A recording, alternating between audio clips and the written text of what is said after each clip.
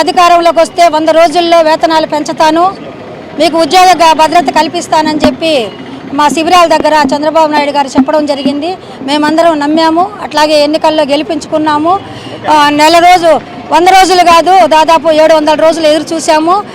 మరి ఎమ్మెల్యేలకు లెటర్లు ఇచ్చాము, రాష్ట్రంలో చూస్తే మినిస్టర్లకు ఇచ్చాము, డైరెక్టర్కి ఇచ్చాము, కమిషనర్లకు ఇచ్చాము.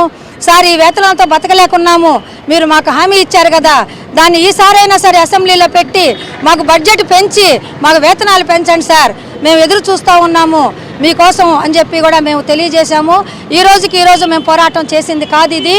దాదాపు 1 నెల నుంచి అర్జీలు ఇస్తూ వస్తూ ఉన్నాము.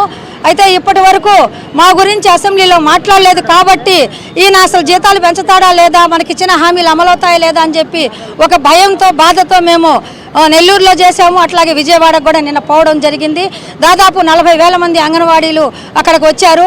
మళ్ళీ ఈరోజు కూడా కొనసాగించాలని మేము ఇక్కడి నుంచి ఇంకా ఒక 1000 మందిని మేము పంపించేదానికి సిద్ధపడతా ఉన్న సందర్భంలో తెల్లవారుజామున 4 గంటలకు అతి దారుణంగా ఆ శిబిరంలో కూర్చున్న మా అంగన్వాడీ నాయకులందరినీ కూడాను విపరీతంగా కొట్టి లాఠీ చార్జ్ చేసి ఆ టెంట్లన్నీ పడగొట్టి వాళ్ళందరినీ అరెస్ట్ చేశారు.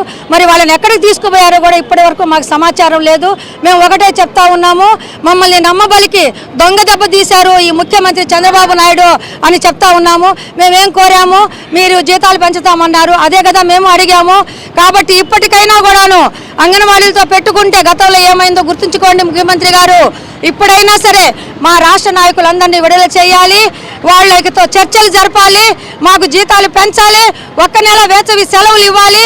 ఎవరెవరో మహిళా మినిస్టర్లు మాట్లాడుతూ ఉన్నారు, ఒక్కరోజు కూడా అంగన్వాడీ వాళ్ళ దగ్గరికి రానటువంటి వాళ్ళు తెలుగుదేశం నాయకులని చెప్పుకునే మహిళలన్నీ అందరూ కూడాను అబద్ధ ప్రచారాలు చేయిస్తున్నారు. మీరు వాళ్ళ ద్వారా మీరు రాండి, ఫీల్డ్లోకి మీరు రాండి, మళ్ళీ మా దగ్గరికి వాస్తవాలు తెలుసుకోండి, ఆ మహిళల దగ్గరికి వెళ్ళండి, ఆ ప్రజలకు సేవలు చేస్తున్నాం అది గుర్తించండి. అందుకని మేము ఇప్పటికైనా మీకు డిమాండ్ చేసేది ఏంటంటే మా నాయకులు విడుదల చేసి వాళ్ళతో చర్చలు జరిపి వెంటనే మాకు జీతాలు పెంచాలి.